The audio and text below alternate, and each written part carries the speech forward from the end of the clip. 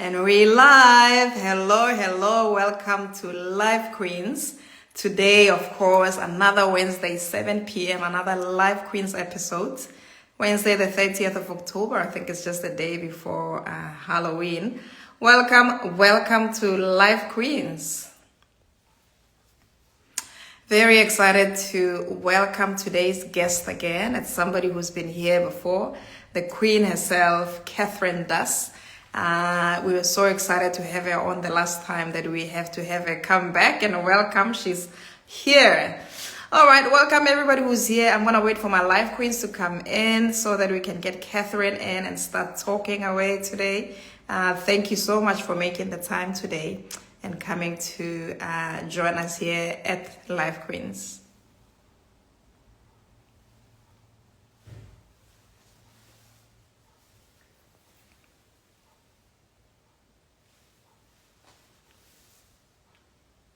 Okay, just waiting on the Live Queens to come on. Come on, Live Queens.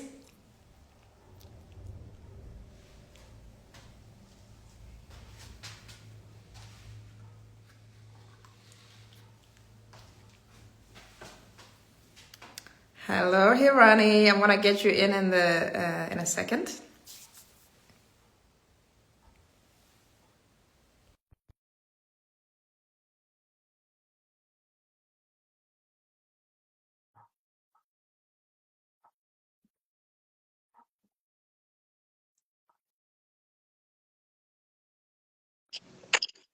Hi, Queen. Hello, my Hi, ladies. Queens. How are you? I'm good, thank you. Good. Loving the very Colorful. Oh my God, Queen D. Happy Black History Month. You're so representing. I love it. Oh, you're so glowing. Oh my God, whatever you're eating, please send it twice over. Hey, Mama. I'm chopping live for. Shopping like I want to have the same. Hello, Hi, Queen ladies. Catherine. Hi. How are you doing? We good. Welcome back to Oh, Live Queens. We're so excited to have you back. thank you so much for having me. Welcome. Thank you. Awesome. Queen Hirani is the main super host and driver of tonight's show. Take it away. Yes, no, hello, good evening, everyone. Thank you, Catherine, for coming back. And we have the pleasure. We'll just introduce ourselves just very briefly of who we are and what we do. And then we'll come back to you, Catherine. So we'll do it among us and then we'll finish off with you, okay? Perfect. Great. Okay. Well, I'm Hirani. I'm a live queen and I was Miss Africa UK 2023.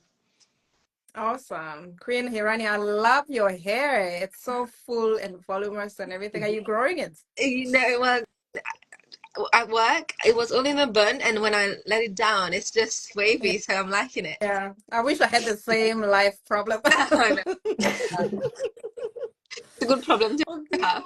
Yeah. Okay. My name is, of course, Danae Willow Murphy, founder and host of Live Queens, CEO, founder of Mrs. Africa Island, and of course, happy to welcome Catherine Das again. Thank you so much, Queen Hirani. Boss Queen. Hi everyone, I go by the name Brittany Olo, aka Boss Queen. I am also Miss Youthful Glow 2023 at the Africa UK pageant, and I am a CEO of Ulit Clothing, and I run a charity, which by the name Humanity for Sisters. Thank you. Amazing, amazing. Great. And now let's focus on our special guest for tonight. So, Catherine Das, if you would like to introduce yourself. Yeah, thank you, ladies. So my name is Catherine Das. I am a qualified counsellor. I'm a domestic violence advocate, and I've also published the Little Book of Relationship Stuff. Thank you guys for having me back. Fantastic girl. Welcome. Okay. As Can I just say in honor, I think it's tomorrow, the end of Black History Month. Well, I'm Uh, always celebrating being Black and everything. So I don't know about you, but I for me, know. every day is Black History yeah, Month. Whoever chose, in the USA, it's February, and then Yeah. everywhere else is October. So I don't understand. For me, I'm Black every day, so I might as well celebrate myself. Fair enough. Fair enough. Well, okay, well, the month that we specifically dedicate to learn about Black history in Europe, can I give a shout out to a fellow life queen, Queen Khadija Shamte is in the audience. She's there. She also says, hello, Catherine Das, good to see you back. So Queen Khadija is there, as well as Queen Ashley Shingwaro, second Princess Infinitive. She's in the audience as well. So all of us are here to hear what Catherine has to say. Back to you, Queen Hirani. Yeah, no, absolutely. So now that we've heard a bit about you, we've had the honor to have you first time and before. And now on this one, we've got some more in-depth question, a little bit more around what you do and a bit more about health-wise and mental health. So thank you for offering your time. And I will now ask Queen Dee to ask her first question. Yeah, Catherine, I have a question for you actually. Let's start on a positive note. Yeah. So when we talk counseling, we're always talking red flags and what to look out for and what abuse looks like. Maybe let's start the show with what are the green flags in relationships? What are the good things that we should be looking out for in friendships, in family relations, in boyfriend-girlfriend relationships? What should we appreciate? Good question. So first of all, I just want you to picture a tree with very deep roots, and that tree is yourself. So having strong grounding of your own identity of who you are is key to have any relationship. And secondly, I'd add attachment styles. So having something called a secure attachment style. So again, this is rooted in knowing who you are, not being excessively needy or, needing too much reassurance, but having that strong self-identity is a sign of a healthy kind of relationship. And the give and take, having a balance again. So not giving too much and not taking too much, but having a bit of a balance. So being with someone that can meet your needs and you can meet their needs, but it balances out, I think is really important. And just feeling free. So I don't know, you guys must have friends where, you can laugh, you can be yourself, you can be a bit silly, because we all have that side to ourselves, don't we? And I think any healthy relationship is where we can bring our real self. We can be a bit silly, a bit goofy. We can be sad when we're sad. That's a sign of a healthy relationship, because actually it suggests that person accepts us for who we are. We don't have to be perfect. We don't have to be put together. We can be a bit of a mess sometimes. We can be real. That's healthy. Awesome. Thank you so much. And it's good to know that there are things you can look out for, because I feel like every time it's too late, you're in a terrible relationship and you're hearing, oh, you should have known these red flags. But it's important to know when people are good as well. And everybody in the audience, I need you to stay the course the whole hour, because today we're not giving away just one, we're giving away two of the autographed copies of Catherine's book that we're going to be hinting here today. So if you stay the whole hour, you should be able to know all the answers. You'll even get to know the name of the book. Back to you, Queen Hirani. Yeah, no, absolutely. I'm actually making notes. So to summarize on this, I think definitely the very positive aspects on what should be normal in a relationship, and we should look out for green flags, as you said. So you mentioned being grounded ourselves, not being too needy, not being too clingy, and also being free. So you can be sad when you want to be sad. And I think, no, I've got it written down as well, just so we can summarize everything. So then I think my question would be, what do you think are the behaviors that have been normalized in relationships that probably wouldn't have been, but with how life is, what has been some of those behaviors? That's such a good question. Such a good question. Thank you for asking that. So loads of things here I could touch on, but really key ones I want to bring up are, in relationships where people check up on you excessively and say, oh, who are you with? Where are you going, darling? But to the extent whereby it's almost controlling.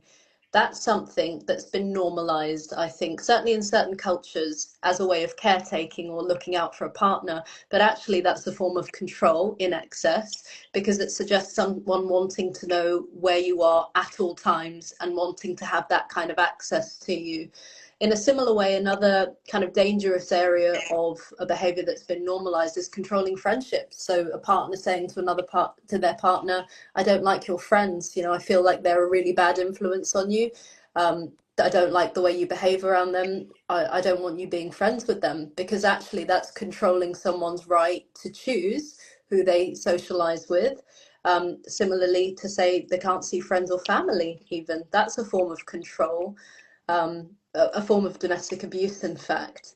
Another one I see this in Hollywood a lot, you know, when they show couples and they're having an argument and they're swearing at each other, and then they say it's a sign of passion, it's just a fiery relationship.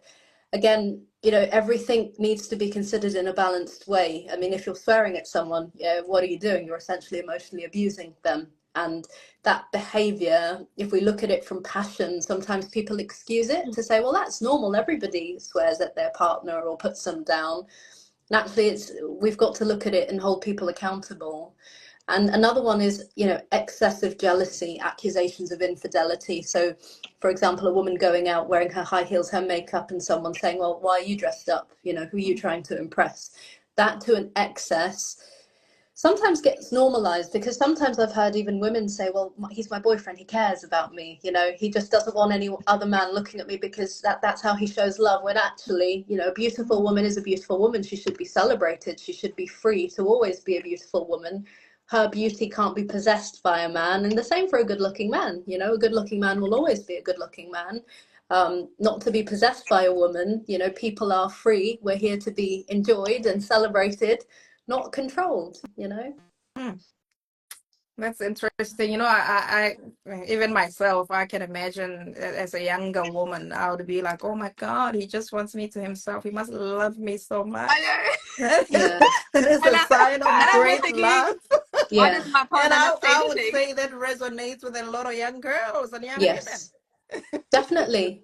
Definitely. I was guilty of it when I was younger. I think my first relationship, I had a boyfriend who was just very kind of controlling about things. And because I was so young, I didn't know. Whereas now I kind of realize it's a form of control. It's someone feeling insecure and wanting to control you because they're afraid you're going to leave them there. And it's ultimately their demons that they're projecting onto you, which is not acceptable, you know?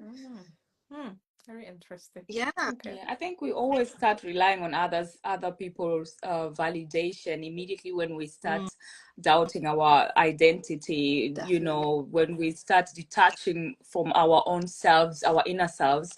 So, yeah, it's quite important to actually have self-care, I think.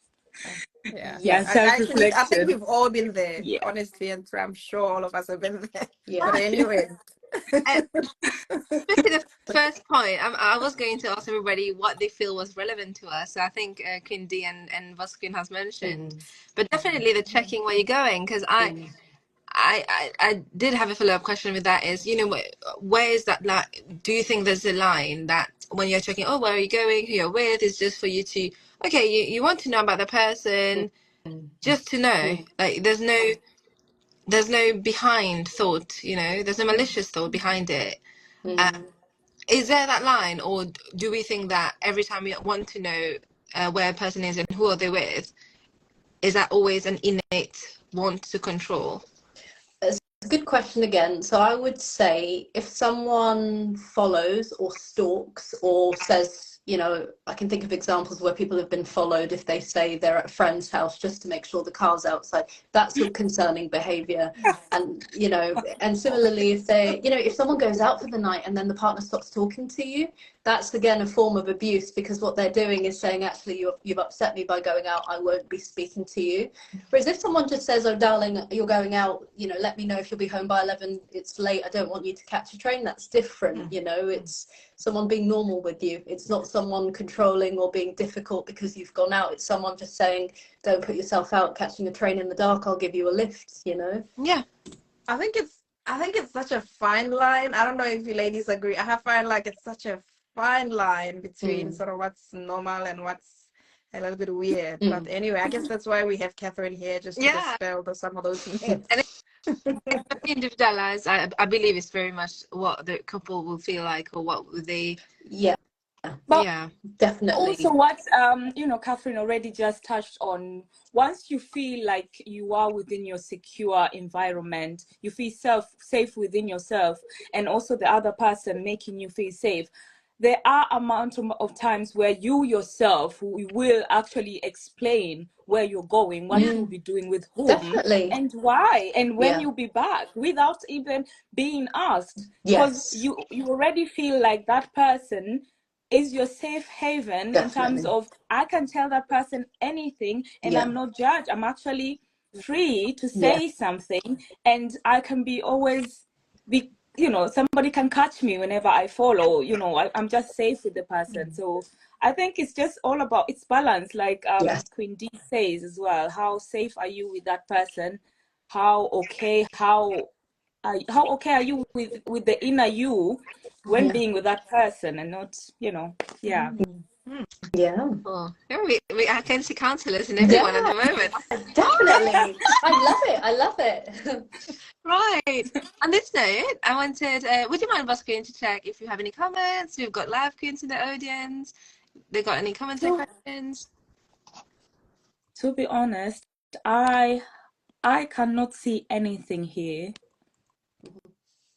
Was she the one who was going to read it? Because for me, it's frozen. The live messaging, it's frozen. The last message I can see is where Catherine said thank you. And That's fine. I'll get it back. I think there's some internet issues with Instagram today. yeah. It was frozen for me as well, but I'm able to read that. I'm gonna just get Hirani back here. But at the beginning, of course, that's when Tigom and Landini joined us. Catherine was early in the room, and she was just saying thank you. Are you back, Queen Hirani? Yes, I know. Even I was scrolling and it went off. Yeah. Yeah, Some issues tonight, but we'll get through them. I'm gonna see if there's any comments here. Boss Queen just couldn't read any of them because it was frozen. Queen Khadija was just saying hello, Catherine. That's good to see you back. I think we went through that. Thank you so much for everybody who's come on. There's somebody here who is full of a lot of love and sunflowers and high fives and hearts. Namu Nyole _children _foundation. Catherine, is that somebody that you know?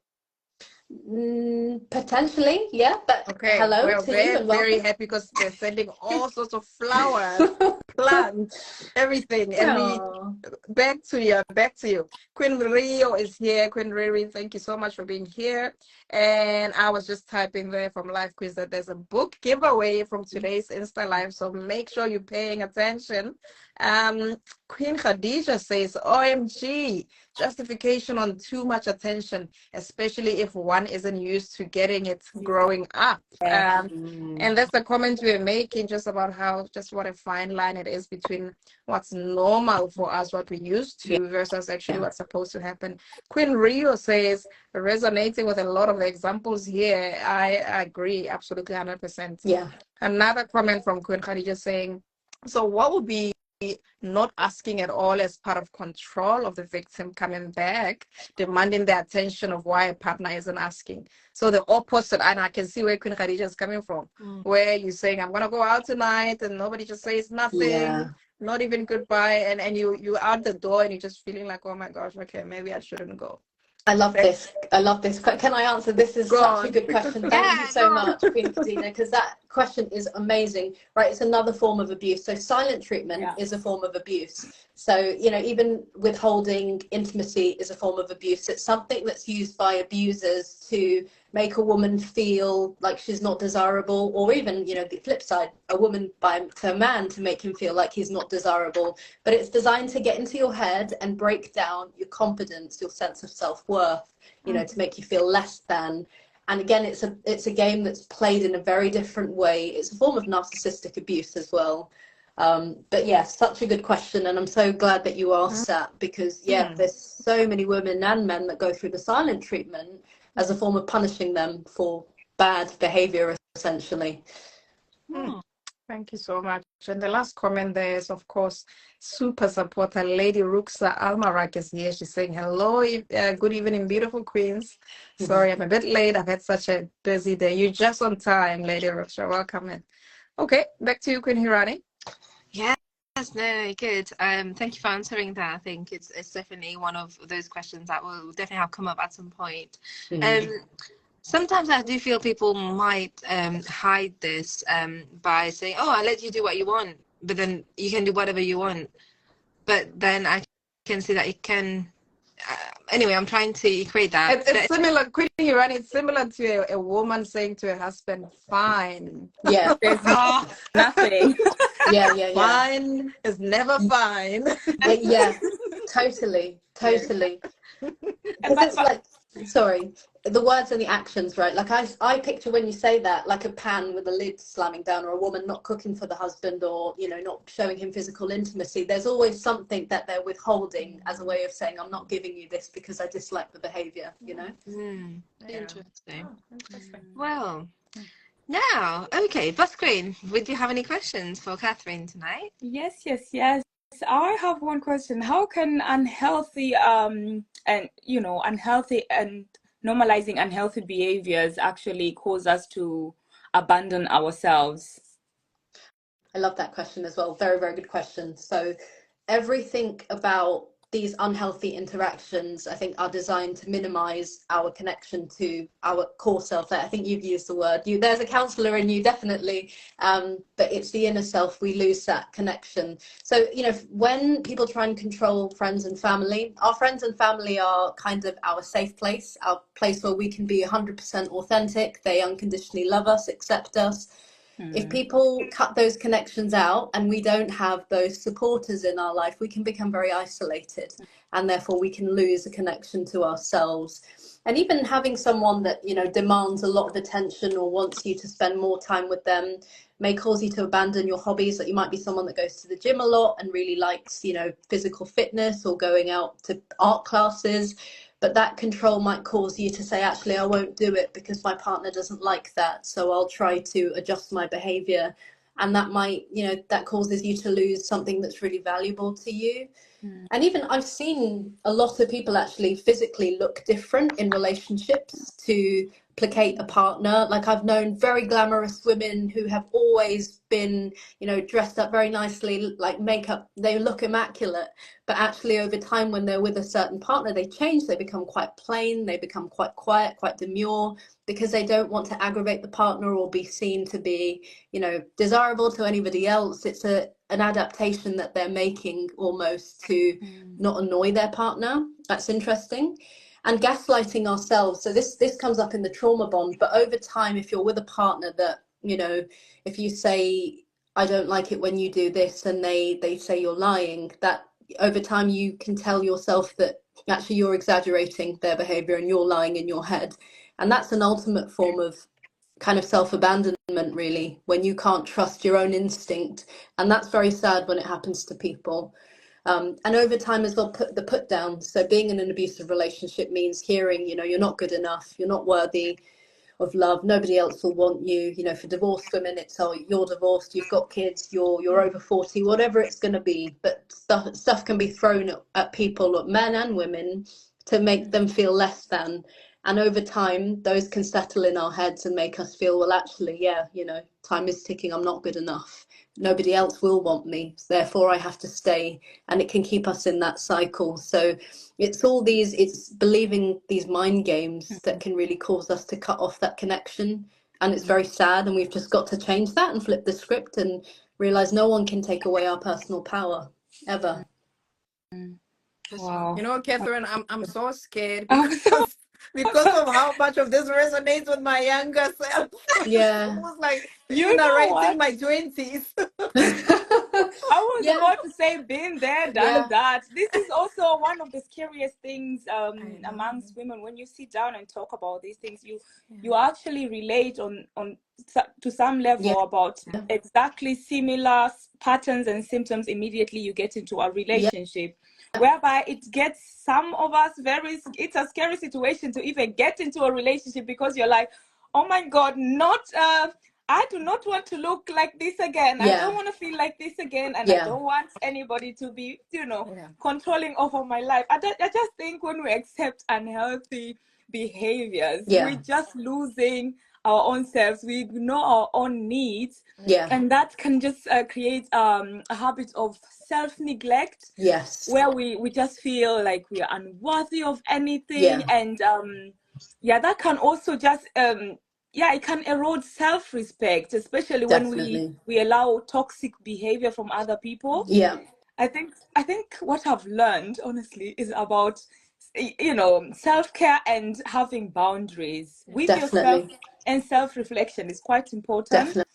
And just being able to say no and standing on your ground, because sometimes it can be difficult, but it needs to be done. Even if you're feeling like, okay, I'm going to lose him, or I'm not going to feel like he's loving me more, or some sort, like, yeah, it's yeah. Wow.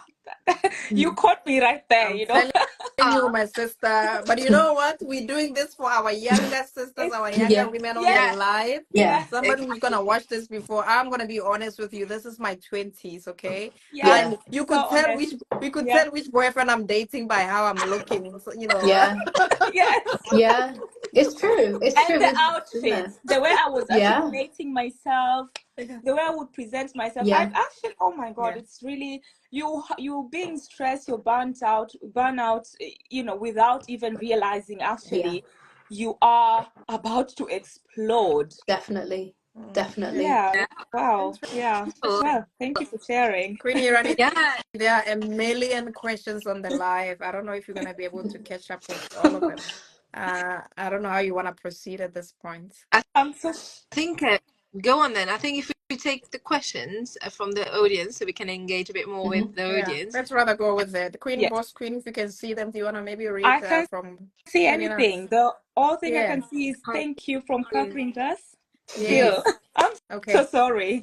There's somebody here in the audience. It's Okutle_K. Okutle, welcome to Life Queens. Says, but why do narcissistic people come back after they've discarded you in a bad way? Some of you will even stalk you, and you know they don't want you, but they're stalking you anyway. Why do they do that, Catherine? That narcissistic supply. So a narcissist is someone, like, I don't know if you've heard of the term energy vampire, but someone that sucks the energy out of you. So a narcissist needs that supply. So they can discard you when they don't want you, when they see somebody else that will give them that supply. And it could be that that supply is kind of gone. So they've come back because they know you're going to pay them attention, you're going to give them lots of validation, all of the good things that you gave them before. They're just back for that. But a narcissist ultimately won't change, and they'll see you as a transaction. They'll take, but they won't give. And it's very important to remember that, so you're not drained, because that will always drain you, you know? And may I just say something that I read about narcissists? When you think of bad people, we always think of ugly people. Yeah. They look a certain way. Yeah. You wouldn't be attracted to them. May I just say some of the best narcissists I've met? Good looking, Very much. really charming, Very much. high society members of society. They will know important people. Yeah. Okay. Yeah. These are people that we are all drawn to. Yes. And when you start telling people this person is abusing you or this person is doing this, nobody believes you, because how can somebody so perfect do that? Yeah. So these are not ugly people in dark alleys, people. Definitely. These are people around our life that we love, that we look up to. And that's a scary part. It is. You're so right. You're so right. But also, I think a narcissist, in the first place, he saw you, he studied you, and or I would say she as well. Well, it's not only him, also female. There are female who are very narcissistic, who sees you, who studies you, gets to know your traits, your vulnerabilities, and then they use it against you, to put you down, to manipulate you, to gaslight you, until you actually lose your inner self, which means that you're detaching from your own identity. So basically, the narcissist person is giving you a new identity, which he or she wants you to have. And in that moment, you're so weak that you won't even be able to recognize that actually that's not your identity, because that person is telling you that's who you are, and you believe it. So once you get out of it, and immediately you start gaining your confidence, being yourself again, and detaching from that old identity, you realize, oh God, I actually have a whole self-identity, my own. And that's when the narcissist is like, you know what, I'm coming back. That is not what I like to see in you, or so it's quite interesting how it goes. It's really like a domino effect. And I want to just say one thing about women, about society, and how society can perceive confident, strong, beautiful women. Yeah, because society can give those kind of women a negative stance and say, actually, they're arrogant, they're full of themselves, they're too confident. I think that rhetoric really needs to change. I think we need to call them strong women, powerful women, independent women, because sometimes we can be painted, when we're in our power, we can be painted as, too independent, and as that's a negative thing, when actually we all have a right to stand and bask in our glory, because we're all beautiful people, and that should be celebrated. It should never be crushed. Like, nobody should ever minimize us and say, oh, look at her, she should think she's so beautiful, because she is how we should change that. No, beautiful. No, thank you, thank you. I don't know if there's a lag in when I'm talking, but I hope it's because I can see a lag on my side. But if it's still okay, I had a question for you, Catherine. You talked about four. I know we haven't finished the audience one, but we can keep some questions and in with those. So there are four steps that you mentioned in your book, and one of them is about learning and communicating. About different communication styles. Yeah. So do you want to just tell us a bit about that? Yeah, I'm actually bringing my book up now because I want to read. I don't want to misquote myself. The language. We should recommend this book for all the social workers that I'm working with. For all the people in the world. People, actually, yeah. It's quite interesting. Yeah, I've tried to cover a lot because there's so much that you could say about relationships. And as I say in the book, nobody teaches you this at school. No one sits you down and says, right, this is a healthy relationship. You have to learn, unfortunately, through trial and error. Yeah. Right, here we are. Page 44. Okay. Sorry, guys. Yeah, here we are.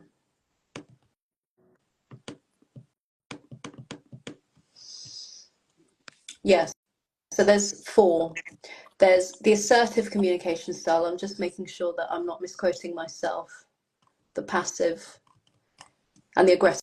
Yeah, so there's the aggressive communication style. So in relationships, this links to wants and needs. So we have to, as people, know ourselves first to know what our wants and needs are. So I talk a lot about this in the book. So we all have needs to, be tired and rest, to when we're hungry to eat. We need to identify that and be able to communicate that. So communication in relationships is really important. Now, how we communicate, again, is a big stumbling block for a lot of people. So some people go through life being very aggressive. We all have different professions. Some of us have professions where we have to be really aggressive with people, and we can carry that over into our personal life sometimes. Some of us, have professions where we just do paperwork and we don't really interact with people. So we're quiet, we're shy, and we might take that into our relationships. So the aggressive communication style is where we kind of go in a bit too hard and we don't see the other person's perspective, we only see our perspective. So it's not, where do you want to go for lunch or dinner, darling? It's, we are going here. And it's kind of said in a way where there's no option. And that can be quite overwhelming, intimidating, not the best way to have a balanced relationship.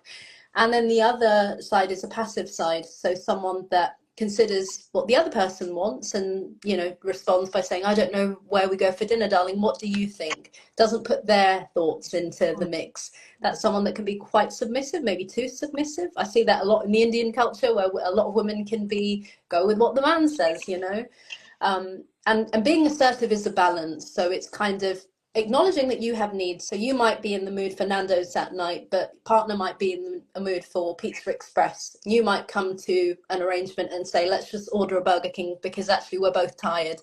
But that kind of balances everyone's need and everyone's want, because relationship is about two people. It's not one person and making one person happy. It's both of you, because you're two people sat at a table compromising. It's not, they want this, so I have to give them this, otherwise I'm not good enough.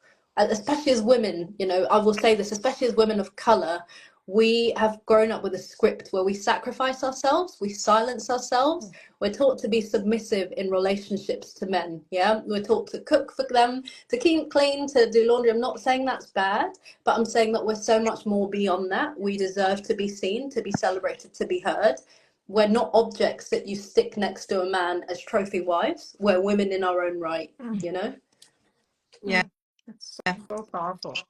So powerful. It's interesting, Catherine, how even the opposite then is true, right? If you find your voice, if you find your power, are you now a strong, bitter black woman. This is it. Yeah. Yeah. And of course, nobody wants a strong, bitter black woman. You know, can you calm the hell down? Yeah. So, Jesus, where do we even find the balance? This is so true. Yeah. And it bothers me so much because there's racism in that. There's sexism and racism, which is a whole Yeah. different thing we're contending with, Mm. isn't it? And it's like, where do the battles end for us? As Yeah. you know, we're fighting all of these things amongst society and how it labels us. It's like sometimes I feel like there's no win, but the only thing we can do is be authentically ourselves and not apologize for that. You know. Yeah. And I think identifying if you know someone, even friends, partners, colleagues, who, okay, you've got this assertive one, you've got a bit of a passive, you've got a bit of an aggressive. So then talking to them about that, I think that does help to be able to identify, oh, this is a behavior they're showing. Oh, now I understand what Catherine said the other Yeah. day. Yeah. Definitely, because we don't know. You know, sometimes we have a bad day, we snap at people. We don't mean to. It's just that we didn't have our lunch and we're feeling a bit snappy. But when someone reflects that, then we're aware that, yeah, actually, I had my lunch, you know, late. I'm really hungry. I'm Yeah. tired, you know. Nice. What about Boss Queen? Let's take a question from Boss Queen and then we'll have a look at the comments again. Yeah, well, I mean, you've been talking quite a lot about attachment styles. Yeah. Can you expand a little bit further about the different attachment styles that are there, just for us to be aware of them? Definitely. So 4 main ones. So there's the secure attachment style is what we all strive for. So again, that has healthy communication, you know, balanced listening to both parties. Both people can say their wants and needs. You can be vulnerable. It's kind of the one we should aspire to. So that's where both parties are more confident in who they are as well. They have a strong grounding in their own identities before they come together. The anxious attachment style is a little bit different. So this is where a partner needs a lot of validation. So, you know, excessive texting to say, do I look good in this outfit? Or have I upset you? Or, you know, someone that excessively buys gifts or cooks meals just to seek that validation that someone approves of them. You know, that's often formed from someone not getting that love in early life and seeking it to repair it in relationships. And then you have the avoidant. So the avoidant is actually someone that can be quite cold to interact with, who doesn't really give much, not really much attention, not really much affection, just kind of keeps himself to themselves. And again, that's also quite difficult to be in a relationship with, because the person experiencing an avoidant as a partner might feel like, what have I done wrong? What's the problem with me? You know, it's an avoidant is someone that becomes avoidant because of stuff that's happened in their own life, their own fears of attaching. They feel safer being on their own, but it's stuff that needs to be addressed ultimately. And then the anxious avoidant is kind of like a roller coaster. So someone that can be very needy at times and then pull back. So like push forward, pull back, push forward, pull back. And I'm sure you guys have experienced relationships like that, you know, in your lives as well. I've certainly met people and had relationships like that, where people, you can't tell if they're coming or going, and they can't tell if they're coming or going, because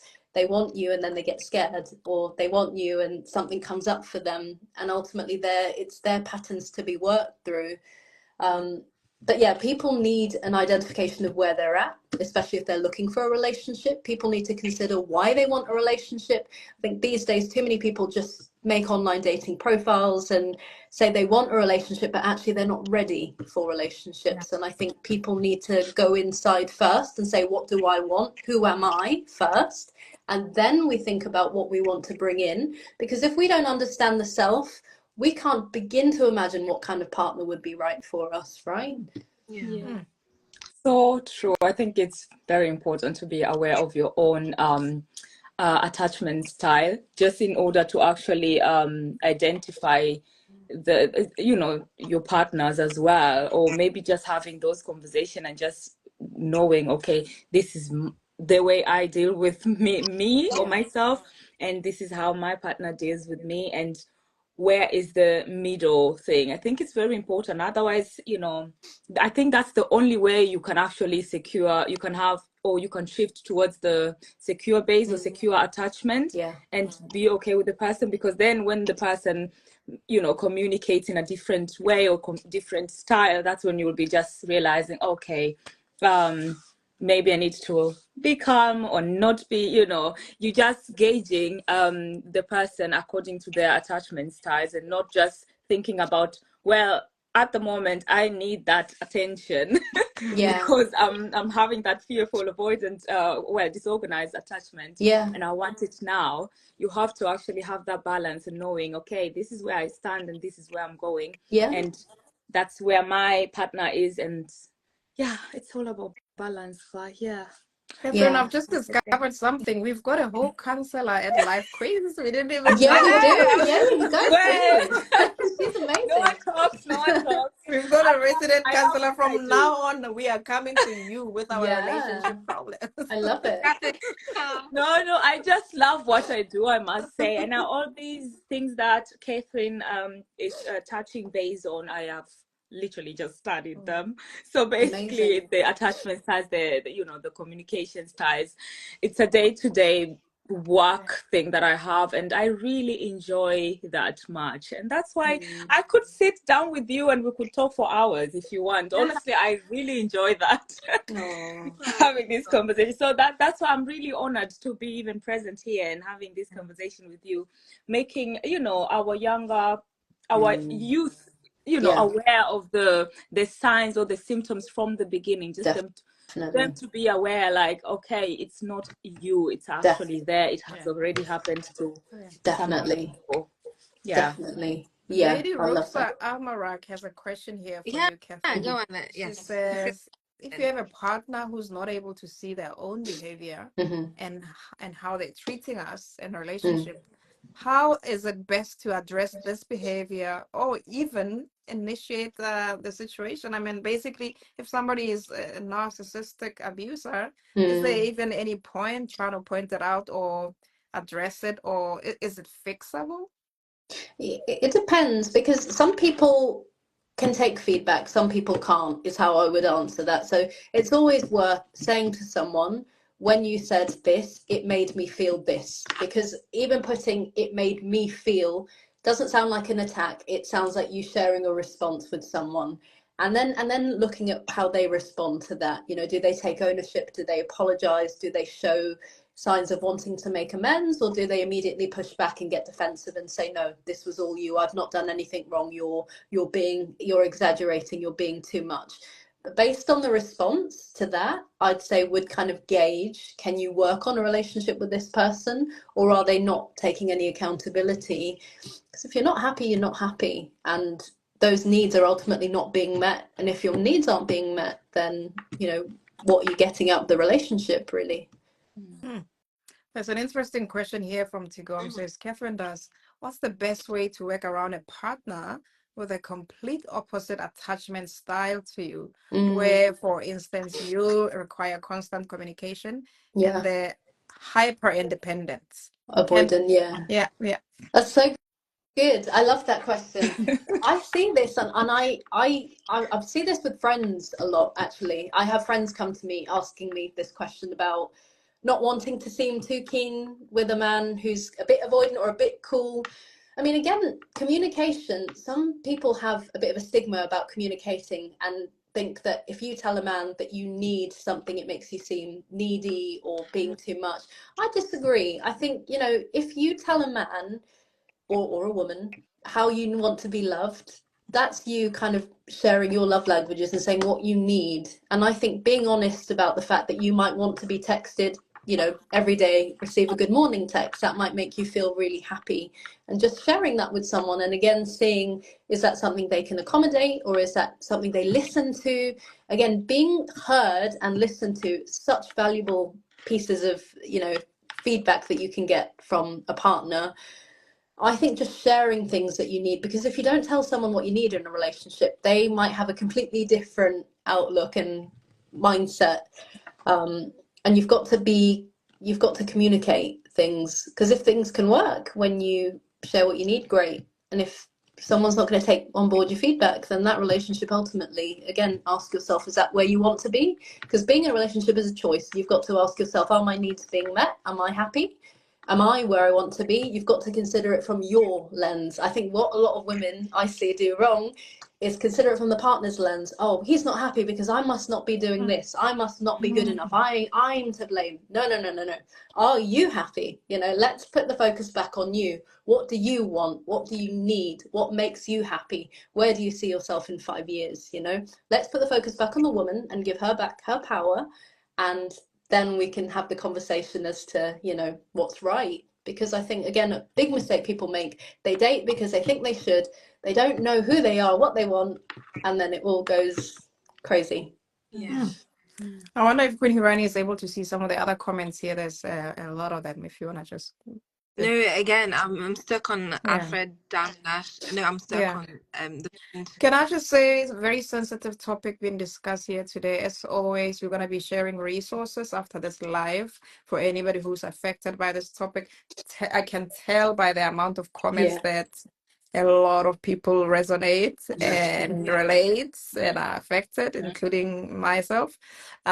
So we're going to be sharing just resources and sites to go to, just to go maybe deal with a couple of stuff that this might bring up. And maybe last question before I go to Queen Hirani. Somebody just asked, how do you deal with a trauma bond after the breakup with a narcissist? Yeah, that's a good question. So it needs a lot of healing. So when you, I was thinking about this question this morning, right? You can, ultimately, I want to answer this in a very succinct way. You need to heal the relationship with the self, because that's the one that's been damaged. And that's been damaged because you've been exposed to someone who's stripped you of your identity, broken you down through their words. And actually, you may have internally turned on yourself and said to yourself, I'm not good enough, I'm not worthy.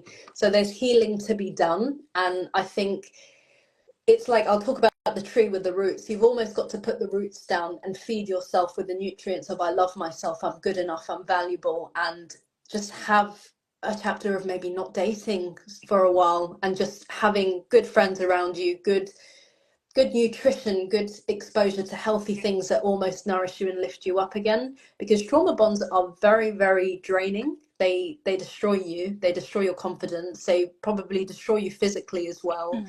It's almost getting back to self-loving, to the stage where you've got to pour back into yourself.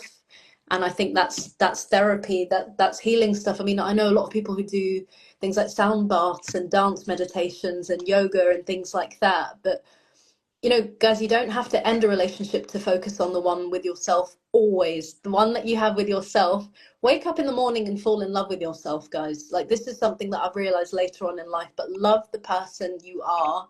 Whether that's you at the gym when you're hot and sweaty, whether that's you when you're about to go out on a night out, but feel beautiful for who you are always. You know, that's so key, because when you have that, no one can take that away from you. No one. I think also self-reflection, acceptance. I think that those also are major, you know, big factors when, you know, especially in terms of trauma bond relationships or, you know, trauma bond experiences.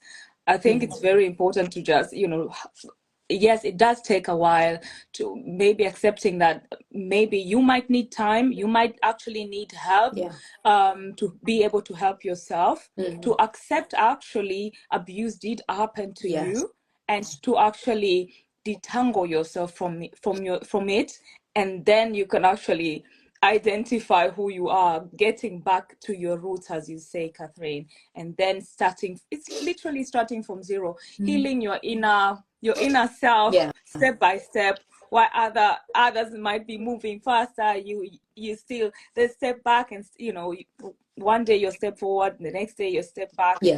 But it's a lifelong journey. Definitely. But once you realize it actually was abuse, and you have accepted it, and you have reflected on it, I think you're good. You can just accept, you know, in terms of you will know your traits, you will know the symptoms. That way you won't be able to, you know, project them, or you'll be aware when you're projecting them on others. Definitely. Oh, there's an interesting one here for Catherine. What if you are the perpetrator? What if you are the narcissist? What can you do? That is a good question. I guess if someone's fed back that they think you have traits of a narcissist, yeah, question why. Say what about my personality has brought that up, and just be open to reflecting on those traits, and ask yourself, is that a pattern of behavior? Have I done that with other people? Because if it's a pattern, then it's likely that, yeah, maybe there's something behind that. Or perhaps someone's just being a bit too harsh. Again, you've just got to qualify what's said. I think we all have good and bad traits in us, right? As human beings, we can all lose our heads and have a bit of a temper. Sometimes we're human, but I think narcissism is a very different thing. It's a personality disorder where narcissists almost can't look in the mirror. And I would say a narcissist is someone that 9 times out of 10 can't identify themselves as such, because they view themselves in such a grandiose way that they wouldn't be able to nod the head and say, yeah, you know what, I think I can identify. But take some feedback. Is most of the narcissistic people they actually need to heal their inner child. I think they were broken before even they didn't realize, or they haven't realized that they actually were broken when they were so young. Yeah. And those traits were actually implemented within them, or they implemented it within themselves without realizing it. So it's I would actually agree with you, Boskin. I would say the fact that somebody's willing to consider that they've got narcissistic behavior in a way sort of makes you not really a narcissist. Maybe you've got some patterns, because a narcissist will just be like, oh, nah, that's not me. Obviously, there's something wrong. There's something wrong with the whole world. The whole world is wrong. On this note, there is a nice question I think Quindi would like to ask about self. So would you like to ask that last question? And then we'll come back to the audience question. Perhaps for me, Catherine, just the book. The book that we're giving away tonight is called The Little Book of Relationship Stuff. It's written by Catherine Dass, and it covers most of the things we're talking about here. In there is what you call the emotional MOT that each person must do with themselves. Could you summarize it for us? Just go through what it means for an average Jane and Joel? Yeah. So it's like when you have a car and you can't drive a car when it hasn't been MOT'd because it's not roadworthy. It's the same with a human, right? You have to be dating worthy or relationship worthy. And by that, you have to make sure that your brakes are working, your gearboxes are working. So what I've done, I've kind of shortened something in the book and done a series of questions. So like the first one is, I like myself and I enjoy my own company. So you've got to identify, is that right? Never, sometimes, or always? And what I'm inviting the reader to do is really consider how much they like themselves and how much they seek external validation. Because before getting into a relationship, you really do need to like yourself. That needs to be very strong and grounded. And that we all need external validation, by the way. So I'm not saying that should never be there, but it's the extent of external validation that we need. Because as human beings, sometimes we'll have people dislike us, give us negative feedback. It's about being resilient to that, and not basing our whole concept of ourself on that negative feedback that we receive. Because everyone in life will respond differently to us. And I think what I'm inviting someone to do, I've got a question here. I need to be liked by others to help me to feel better about myself. I'm inviting the reader there to consider, do they need people to like them, to tell them they're good, that they're wanted? Do they need to be in a relationship? Because I know men and women that compulsively need to be in relationships to feel like they're good enough. And when they're single, they feel unlovable. Nobody wants me, I'm not good enough. We need to challenge those scripts. Why do you feel like that? Why are you unable to be alone? And it's just kind of shining the torch on those things that perhaps people don't think about, because people just rush in, or, you reach certain ages, you see friends getting married, friends having kids, or you want to keep up with the Joneses, when actually the only person that you really need to keep up with is yourself, and asking yourself, do you really want that? It's okay to be alone. It's okay to not be married at 40, 50, 60. It's about challenging the script that society says we have to do.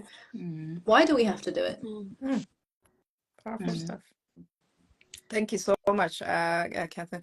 Would you mind just recapping them, because this Yeah. maybe hint part of the Yeah. Of questions for course I winning the will. book?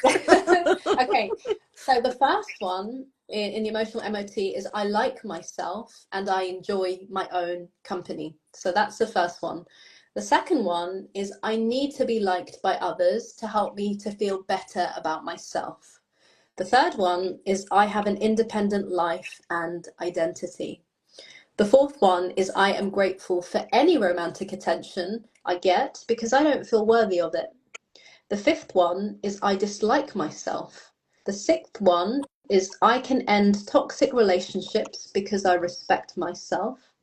And then the last one is I am content with my own company. Awesome. Thank you so much, Catherine. Back to you, Queen Hirani. Yeah, that's great. Thank you so much. We have explored in an hour work that you've done for years potentially, and I think thank you so much for sharing all of this with us and sharing your knowledge and your wisdom, and same for all the queens here today. I think we've got 5 minutes left. I was going to ask Queen D, because I cannot see the question. Is there any one or two questions that would be quite pertinent to ask, and then we'll move on Sure. to Sure. yeah. Okay, that's fine. First of all, just loads of people saying thank you so much, Queen Catherine, because you unleashed so many things that people are asking about. There is one here, Queen here, Yukai Lizzie Makona, who is the reigning Queen of Africa, UK, Ireland, is here as well. Fantastic. Thank you so much, Queen Yukai, who's a big advocate for DV, domestic abuse, as well. There is Florence Konza here made a comment. Some people who have narcissistic traits are able to recognize the traits and try to work on them. I think we addressed them. We addressed the issue there briefly. There's a question from Alfred. Underscore Alfred says, "What's the best way to self-assess yourself? Is it easier to pick faults from the other party, or could the problem just be sort of diagnosed through yourself?" So, if somebody's living here thinking, I've had a long trait of whatever relationship style that don't resonate with me, how can I see, do I have narcissistic ways? How can we best do that? In private practice, I do an exercise with clients where we do a timeline of all the relationships they've had. So we'll sit down from their first relationship to present day, and then we'll talk about patterns that are emerging. So we'll talk about what kind of, usually there are patterns, or pretty much 90% of the time there are. They're drawn to certain people or certain traits. We start to look at that, and then we ask why. What role do you play? Are you caretaking? Are you fixing? Are you mothering? Are you parenting? Who are you? And then we ask why. Why do you have to play that role? And then we look at needs and wants. So if you're parenting this person, are your needs fulfilled? Are your wants fulfilled? Do you express those? And then we look at alternative roles that can be played for doing relationships differently. So I would suggest that as a starting point. Maybe just sit down one day, notepad, pen, and brainstorm all the relationships you've had, and then think about, are there any connections, any similarities? 9 times out of 10 there will be. That's such a scary exercise for me. I ain't doing But that. she's right. She is so right. I couldn't agree more, to be honest. You'll be sitting there thinking, okay, it's easy to point fingers, but sometimes it's just easy to just sit down there and journalize what exactly happened, and then realizing, actually, I also played a big role in there because da da da da da da. It's very important. Yeah. Which is difficult to some extent for some people, but I think, it's important. It starts with you. Anything starts with you, I'd say. I think it's a lovely note to end on. Basically, how to self-assess ourselves, and we've just heard it from Catherine yourself, that to sit down and, if any type of relationship, to just write it down, see common behaviors, and self-reflect, as Boskin would say. So thank you very much, Catherine, for everything you've shared with us tonight. I would move on to Queen D Okay. So for everybody who's been watching, we said at the beginning of the show, we're going to be giving away not one, but two of Catherine Das' book, the little book of relationship stuff. So we're gonna be giving two away, and they're autographed by the queen here herself. Very, very easy. We're not gonna be choosing anybody tonight. The winner is gonna be announced at Live Queen's Instagram tomorrow, 12 midday. So you still have a chance to go after this live to go put the answers on the live. The first two people to put the answers on the comments are gonna win. First things first, you have to be following Live Queens. Okay, so it's at live_queens with a Z. Make sure you're following us. Two, you obviously need to be following Catherine Das because this is information you need. So at Catherine_Das, DASS. Make sure you're following both of us. That's number two. Number three, simple, easy peasy question. What day of the week and what time does Live Queens air every week? This is weekday. I'm not talking about weekends. What day and what time? Okay, I mean, super easy. Come on, guys. The fourth one, I'm going to switch it up a little bit because we talked about a few things here today. I need you to just write a summary of what we are talking about today, what you've taken away. 3 sentences. So 3 sentences, 3 lessons that you've learned from Catherine Das talk here today. You do that at Live Queens. You're commenting on this live and making sure that you're following both of us. Easy peasy. The winner is going to be picked and announced tomorrow at Live Queens at 12 midday. Thank you so much, Queen Irani. And thanks to Queen Catherine for, this is a donation from her, by the way. So she is donating this to Live Queens and the lucky winners just so we get to educate ourselves and each other. Thank you. Okay. Great, thank you. No, absolutely great. So I can't see the comments, but I hope they're coming. I hope they're coming with this, and we can announce our winners for tomorrow. And in the meantime, let's check plugs for next week and our next show. I would like to ask Queen Dee to finish off with The plugs. Yeah. I also feel like we need episode 3 and 4 and 5. Yes. Honestly, Catherine. Catherine might need to be our constant guest, to be honest. I think we need really a session with you every month. I mean, I'd love to. It's a check-in live session. Check-in live session. For We all need of to us. do that. Definitely. Yeah. Okay. Yeah. Fantastic. Thank you so much for everybody who's commenting. We see your comments. Just in terms of plugs, guys, very, very important dates coming up. So 2 sister companies at Africa, UK, and Ireland, as well as Mrs. Africa Ireland, 2 different companies. So the first one is Mrs. Africa UK and Ireland. This is for the ladies over the age of 30 living in UK and Ireland. The application is open on the 1st of November. It's on the website. Go on the website. It's africa.co.uk and put in your application. And here in Ireland, we have a competition for the younger ones, age 18 years old to 35, to enter for Mrs. Africa Ireland. We're also opening on the 1st of November. We're going to be posting the form all over our social media. So follow Mrs. Africa Ireland to make sure that you don't miss out on that form.